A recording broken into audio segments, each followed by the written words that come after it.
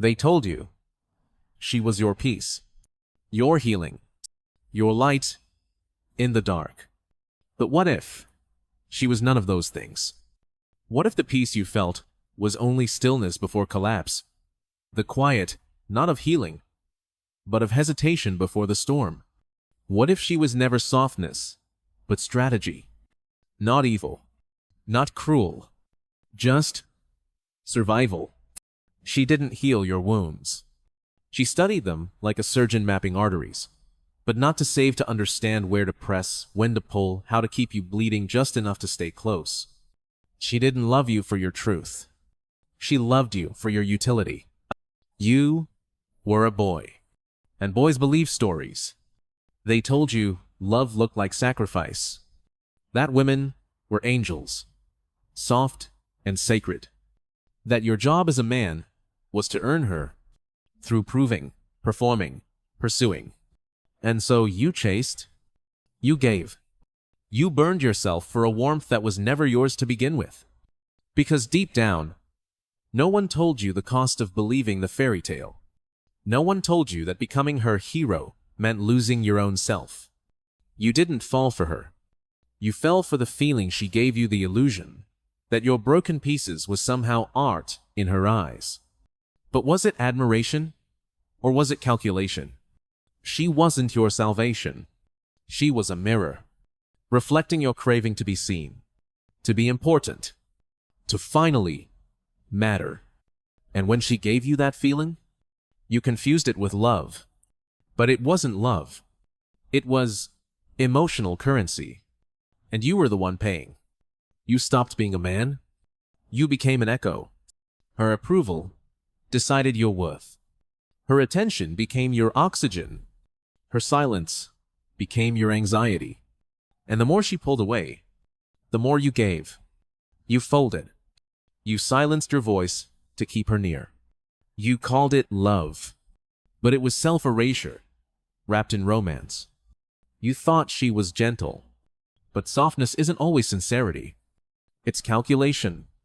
She learned early that power wasn't brute force. It was influence. She didn't need to raise her voice. She just needed to mirror your hunger. She became exactly what you needed. Not to love you, but to make sure you needed her. And when she had you, she never gave you certainty. Only enough to keep you close, but never full. Because security ends the chase. And the chase was her leverage. You opened up. You were vulnerable. You told her things no one else knew. You thought that was intimacy. But it was transaction. She didn't steal your power. You gave it, piece by piece, hoping love would follow. But all you got in return was dependence. You became addicted to her gaze, to the way she made you feel seen. But the moment she withdrew, so did your sense of self. She didn't break you. You broke yourself, shaping, shrinking, softening, until there was nothing left to protect. Now you sit in the ruins, asking why she changed. But what if she didn't? What if she just stopped pretending? In the next breath, you'll begin to see what Aristotle knew. Why the myth of woman as salvation was never meant to free you, but to control you. You're not broken. You're awakening. And it's going to hurt before it sets you free. Aristotle didn't speak in poetry. He wasn't interested in comforting illusions. He wasn't here to make you feel good. He observed nature. Unfiltered, raw, indifferent. And what he saw wasn't romantic. It was functional. He said, "The female is a mutilated male." Sounds offensive, right? Cruel, archaic, even hateful. But if you strip away your emotion and look deeper, you'll see he wasn't insulting women. He was naming a biological divergence. One based on role, on design, on survival. Nature doesn't care about your love songs. It doesn't care about your romantic promises. It doesn't care how noble your sacrifice feels. It only cares about function, about reproduction, about continuation of the species.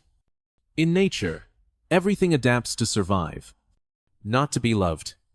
Men were designed to initiate, to push, build, conquer, create. Women? Designed to adapt, to observe, to influence. This isn't misogyny. This is biology. And biology doesn't care if it offends your feelings. Most men don't chase love. They chase completion. They think, if she sees me, accepts me, chooses me, then I finally matter. They become emotionally obedient, hoping her validation will make their existence feel real. They let her reactions define their identity.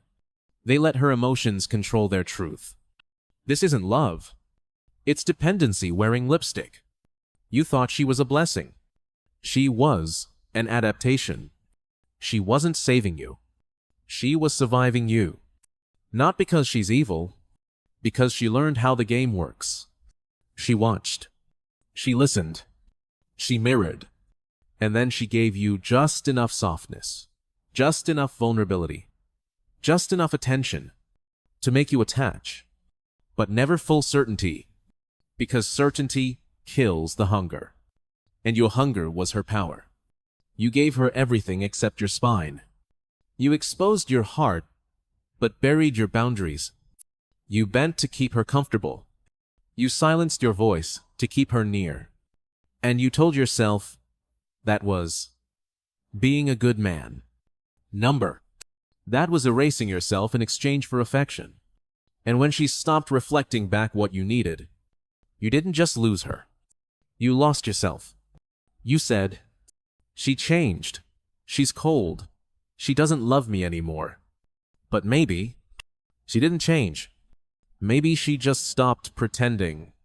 Maybe the version you loved was never her. It was a performance. A response to your need, not a revelation of her truth. She never belonged to you. She belonged to survival, a force older than language, more instinctive than love, shaped by generations of watching, adapting, becoming what the world demanded just to exist. And you? You mistook survival for love. Now you stand here, raw and stripped.